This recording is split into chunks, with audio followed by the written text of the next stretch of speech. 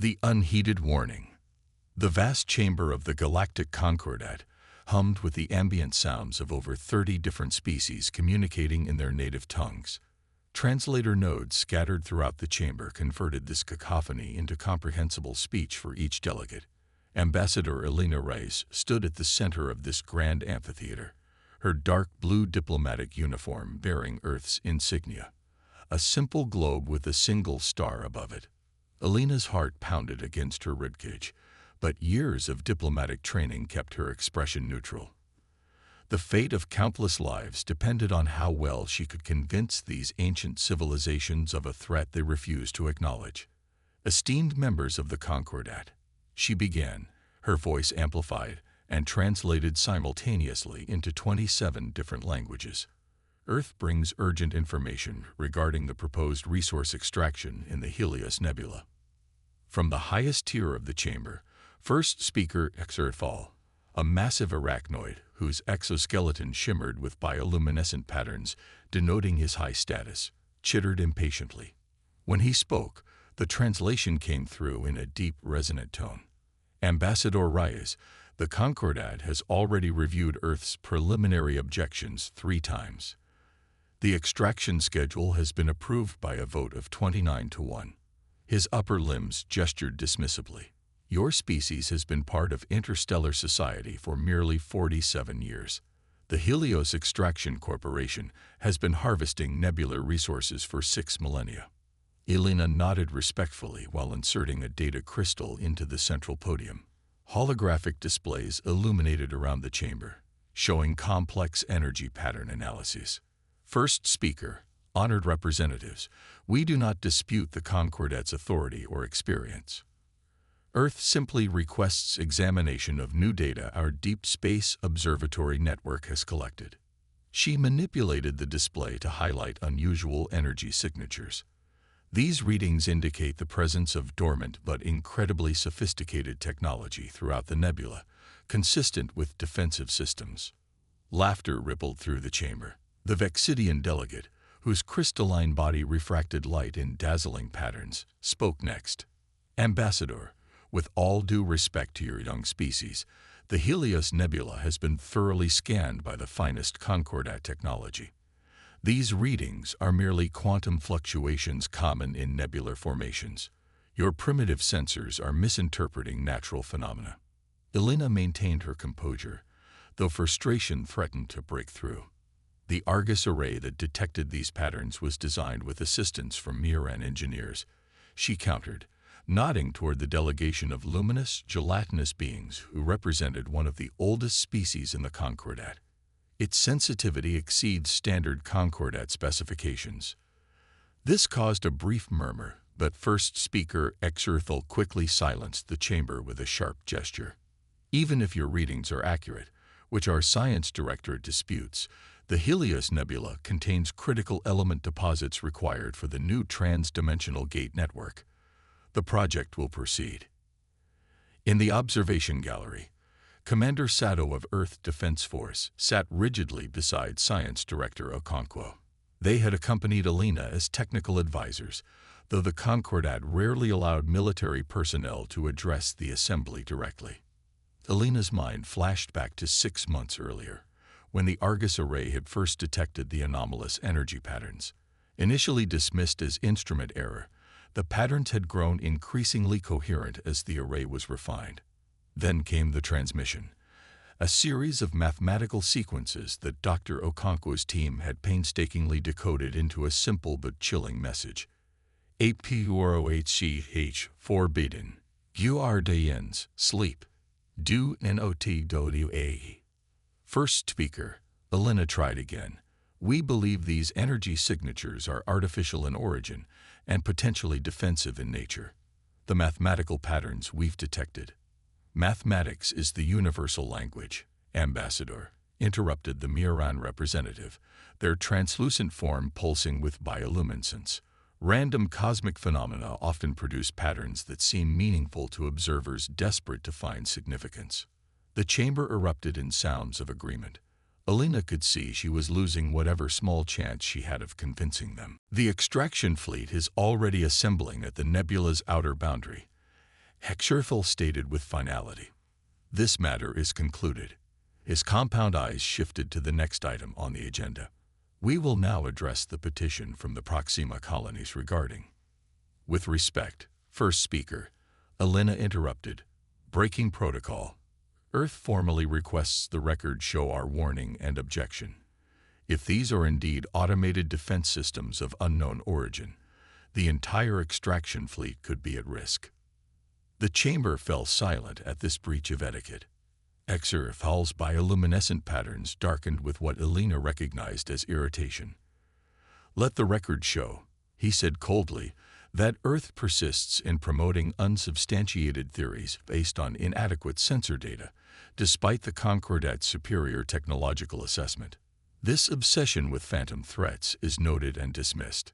As Elena returned to her position beside Commander Sato and Dr. Okonkwo, the commander leaned in and whispered, "They're not going to listen until it's too late." Elena nodded imperceptibly. Then we need to prepare for too late. 3 weeks later, the massive extraction fleet arrived at the designated coordinates within the Helios Nebula. Over 800 vessels representing the combined industrial might of the Concordat positioned themselves around the rich element deposits. Massive harvester ships extended their collection arrays designed to sift valuable particles from the nebular gases. On the flagship Boundless Prosperity, Fleet Commander Dex Vallon of the Vexidian Consortium stood on the bridge, watching with satisfaction as the operation began. The humans' warnings had become something of a joke among the fleet officers. "Perhaps we should be on alert for the Nebula Guardians," his second-in-command quipped, prompting chuckles across the bridge. The only thing guarding these resources was primitive human understanding. Dex Vallon replied. Begin extraction sequence. The first harvesters activated their collection beams, their energy signatures penetrating deep into the nebula's heart. For several minutes, the operation proceeded flawlessly, efficiency reports streaming in from all quadrants. In the Earth diplomatic mission on Concordat Prime, Elena sat with her team watching the live feed of the extraction. The mood was somber. They had done everything possible to prevent this moment. "Maybe we were wrong," Dr. Okonkwo said quietly. "Maybe it's just unusual natural phenomena after all." Commander Sato shook his head. The pattern was too precise, too. A sudden flash of light from the holographic display interrupted him. The feed from the extraction fleet flickered, then stabilized. Commander Dex Vallon's voice came through, strained with confusion. "Central Command, we're detecting unusual energy fluctuations throughout the nebula. Collection arrays are registering unexpected resistance, requesting analysis from." The transmission cut abruptly as another, much larger energy surge overwhelmed the sensors. When the display cleared, Elena felt her blood run cold. Where the flagship had been, there was now only empty space. "What happened?" she demanded. "Did we lose the feed?" Dr. Okonkwo frantically checked multiple channels. "No, Ambassador. We're still receiving. The Boundless Prosperity is gone." The situation deteriorated rapidly. Across the observation screens, ships began disappearing one after another, not exploding, not breaking apart, but simply ceasing to exist between one moment and the next. Panicked transmissions flooded the channels as the remaining vessels attempted to retreat. "Energy signatures are increasing exponentially," reported one science vessel before it too vanished from sensors. Within 17 minutes, the entire extraction fleet, over 800 vessels with nearly 3 million crew members from across the Concordat, had disappeared without trace. In the following hours, chaos erupted throughout Concordat space. Emergency sessions were called. Accusations flew. Many immediately blamed Earth for sabotage, or for somehow triggering whatever had annihilated the fleet. As Elena prepared to face the inevitable inquisition from the Concordat authorities, her secure communication terminal activated. The identification signature was unlike anything she had ever seen, a mathematical sequence that matched exactly the patterns the Argus array had detected months earlier. With trembling fingers, she accepted the transmission. A voice that seemed to bypass the translator entirely and speak directly to her mind resonated from the terminal. "We have observed your species, Elena Reyes of Earth. You alone among the new civilizations heeded the warnings. You alone respected the boundaries. There is much to discuss." Elena stared at the terminal, understanding that everything was about to change. Who are you?" "We are the Guardians, and you are now our voice among the stars." Guardians of the Void. The emergency session of the Galactic Concordat was unlike anything in its 14,000-year history. The magnificent chamber, usually a place of ordered procedure and diplomatic decorum, had descended into near chaos. Representatives from 29 species shouted over one another, translator nodes struggling to keep pace with the overlapping voices.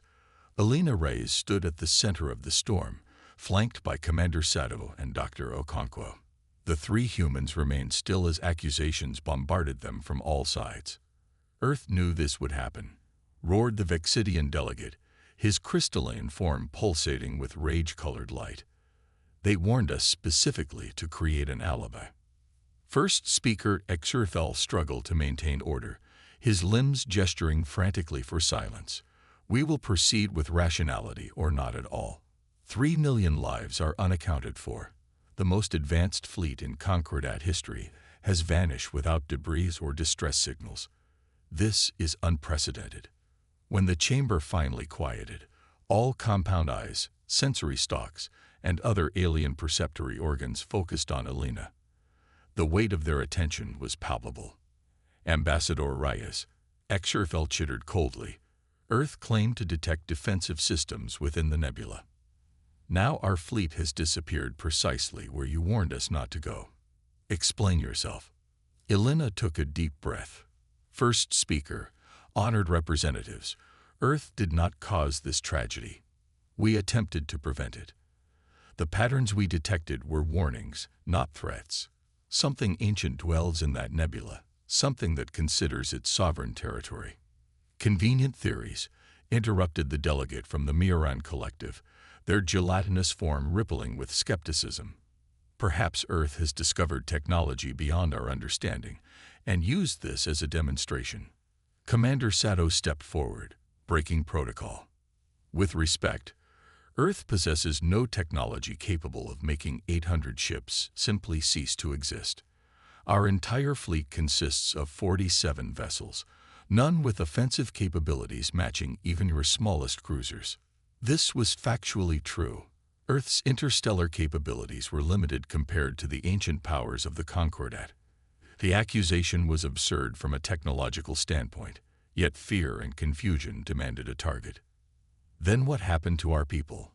demanded a representative from the Cronin Imperium, a species that had lost over 400,000 citizens in the incident. Before Elena could respond, every screen and holographic display in the chamber flickered simultaneously. The communication system, supposedly the most secure in known space, had been overridden with ease.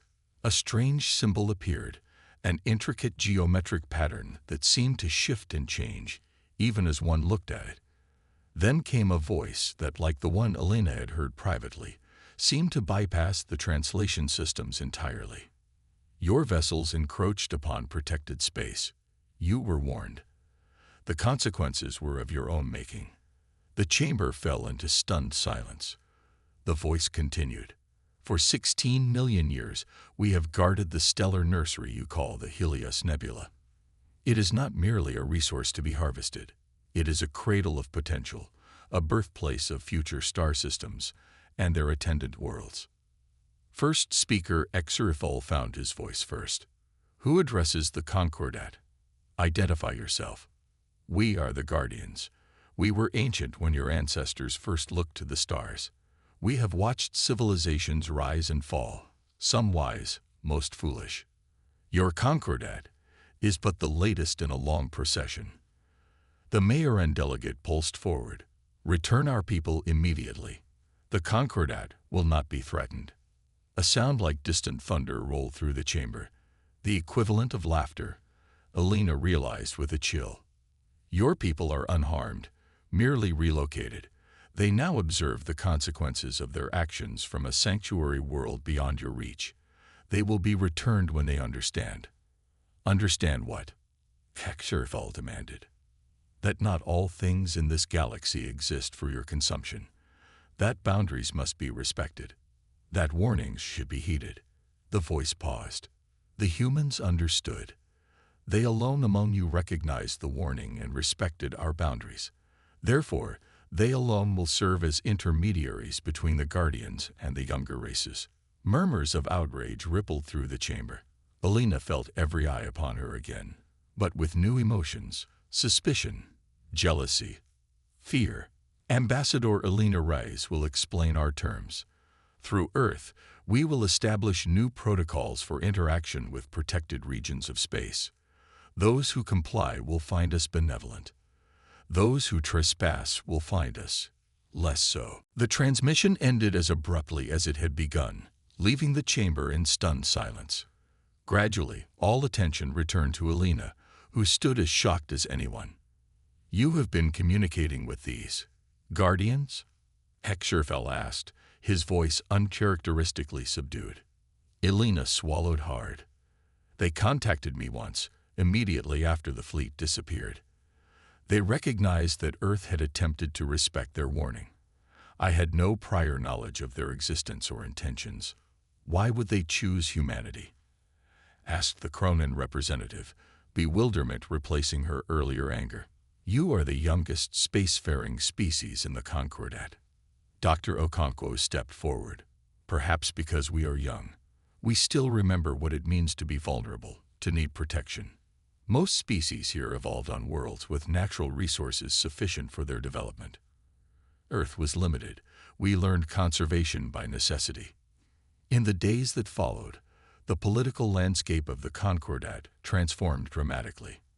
As promised, the Guardians made contact exclusively through Earth's representatives.